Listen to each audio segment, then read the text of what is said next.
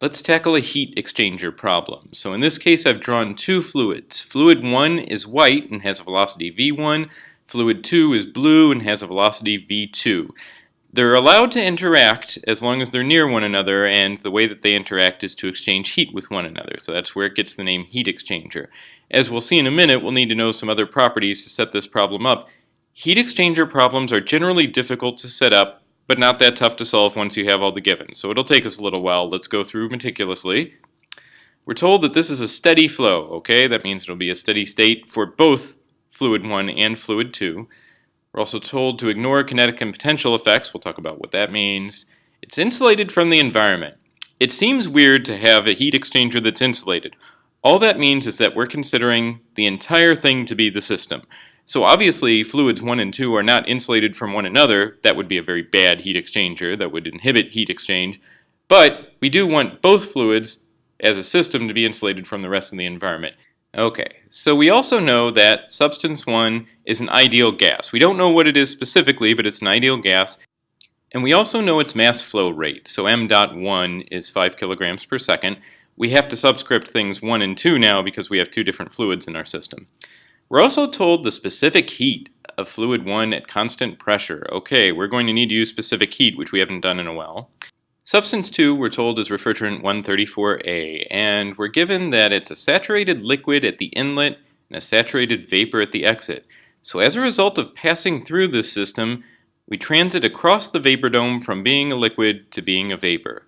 Alright, we'll figure out what implications that has for the system. We also need some temperatures. So let's say that the inlet temperature for fluid 1, and you can see the subscripts get complicated. You have to give it a number to tell which fluid it is, and then I'm also subscripting it with I or E for inlet or exit. So there are two subscripts to track now in this problem. So the temperature for fluid 1 at the inlet is 30 degrees C. For the exit, temperature for fluid 1 is 25 degrees C. So we've set it up so that that is the fluid that's getting cooled off. So the heat exchanger is trying to cool off fluid 1. What about what happens with fluid 2? Well, actually, in this case, we have the inlet temperature is 20 degrees C. Makes sense that it might be colder than the other fluid since, it's cooling the other one off. But the exit temperature is also 20 degrees C. Does that seem strange? So how can you cool off one fluid and not the other? Well, the answer is fluid 2 went from being a liquid to being a vapor. So actually, it has absorbed heat in order to do so, even though it hasn't changed its temperature. And that makes sense. If you recall, going across the vapor dome at either constant temperature or constant pressure means that you have a horizontal line on a TV or a PV plot that corresponds to having a constant temperature. So all this really means is that we didn't adjust the pressure from the inlet to the exit for fluid 2. Okay, let's deal with the fact that we can ignore kinetic and potential effects. I'll go into this in more detail in a minute. I want to motivate now that the main thing we're concerned with getting is the specific enthalpy. Because if we can ignore kinetic effects, that means that basically the velocities don't change for either fluid. So all of the differences in velocity squareds that we have, those should go away. The differences should be about 0. Ignoring potential effects, it's exactly the same idea, except all of the GZ terms in energy conservation go away. Again, I'll deal with that more explicitly in a minute, but I just want to motivate now why we might want to know about the specific enthalpies, because basically specific enthalpies and m dots will be the only things that we need to use in this problem. So, we want to know the specific enthalpies. What can we do? We can't do anything yet for fluid 1. So you can't look it up because we don't even know what the ideal gas is. You can't really do anything too fancy if you're only given temperatures and not pressures. You can't use the ideal gas law well to try and get it, and you would still have trouble with the internal energy anyway. So I'm going to put question marks for now by the specific enthalpies for fluid 1. Now we'll have a way to get them, of course. You might imagine it involves the specific heat, but we're not there yet. What about fluid 2? Well, that one's not so bad. We know it's refrigerant 134A, we know its temperature, and we know that it's in saturated states. So specifically, we know that at the inlet, it's a saturated liquid, and you can look that up. You can find the specific enthalpy for a saturated liquid at 20 degrees C if it's refrigerant 134A. Do the same thing for the saturated vapor at the exit, and you get those two values of the specific enthalpy. So we'll use that. My claim is that we actually have enough information to solve this problem now, so I'm going to move those specific enthalpies over to the left so we can keep them for problem solving. And I'm going to move the temperatures of fluid 1 over to the left so we can keep those for problem solving. Watch the pretty animation. There we go, and we'll get rid of everything else, which now is just extraneous information. Okay, we've set up the problem, now let's actually try solving it. So the first thing to start with is the most general version of the energy conservation law, namely that d dt equals q dot minus w dot plus the sum of all of these m dots and all of the specific enthalpies, velocities, etc. We're going to set a lot of this equal to 0. Let's go through. The left-hand side has to be 0 because it's a steady state.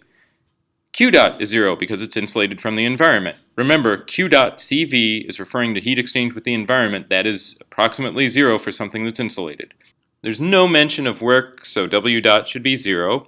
And then the fact that we can ignore kinetic and potential effects. That tells us we can ignore all the terms involving V squareds and GZs. So let's get rid of all of those. And hey, this is going to reduce down pretty well because we've gotten rid of most of the terms. All we're left with is the left-hand side is 0 equals the sum of m dot I times hi minus the sum over E of m dot E he. Now this is a little more complicated than it would be if we just had one inlet, one exit. We have two inlets and two exits since we have two pipes essentially going past each other. So if we write all of these out, that means that 0 equals m dot 1 times h1i plus m dot 2 h2i and then minus the exit terms. Okay, you have to get these subscripts straight and be very careful with the signs or else you can go horribly wrong on a problem like this. I'm going to group terms according to their m dots because remember, m dot 1 potentially will be different than m dot 2. If you know they're the same, then we're done solving the problem. We know m dot 1. So let's group according to m dot. We do that, and now we'll move things over to the other side. And now we can just solve for m dot 2, which is the goal of this whole problem. So we do that, and we see that m dot 2 is minus m dot 1 times the difference in inlet and exit specific enthalpies for fluid 1 divided by same difference for fluid 2. Okay, so let's move that up. We know the values for fluid 2. We looked them up. So really what we have to do is find a way of getting h1i minus h1e, the difference in inlet and exit specific enthalpies for fluid 1, which we know is an ideal gas, but we don't know which gas. Fortunately, we have a formula for that, and it involves the specific heat. So, if you recall, for an ideal gas, the difference in specific enthalpies is the temperature integral of the specific heat at constant pressure. I think I said all that right. You want to look at the equation and make sure. The most challenging part about this is first making sure that the specific heat is either a function that you know of temperature or approximately constant. We're just told a value, so we think it's approximately constant for this temperature range. The other trick is making sure that you get the order of the indices right, so limits of integration have to be in the correct order corresponding to the difference on the left. You'll want to check the formula carefully to make sure you do that. You wouldn't want a minus sign floating around. But if you do that, then you can rearrange this. So you pull out Cp from the integral, it just becomes the temperature difference, so namely the inlet minus the exit temperature for fluid 1 times the specific heat at constant pressure for that fluid is the specific enthalpy difference that we're after. Perfect. We'll substitute that into m2 dot. So we do that, and we have this new expression. Now we know all the stuff on the right-hand side of the equal sign, so let's put in values, and we do that. The only tricky part about this is making sure you get the units right. So Cp is in kilojoules per kilogram Kelvin. Temperature is in Celsius, but the difference in Celsius temperatures is the same as the difference in Kelvin temperatures, right? They have the same scale, just a different 0 point. The denominator is in kilojoules per kilogram, so actually everything is going to cancel out fine the way I've written it there. We should get out an m2 dot in kilograms per second. So we simplify this a little bit and get a final answer of m2 dot of 0.14 kilograms per second. Wow, that's really different from m1 dot. And that's okay. Heat exchangers by no means insist that you have fluids moving at the same speed or with the same amount of stuff going through. The important thing from our perspective is just that they're moving at the right rate to give you that 5-degree drop in fluid 1, which after all is the whole reason you designed this heat exchanger.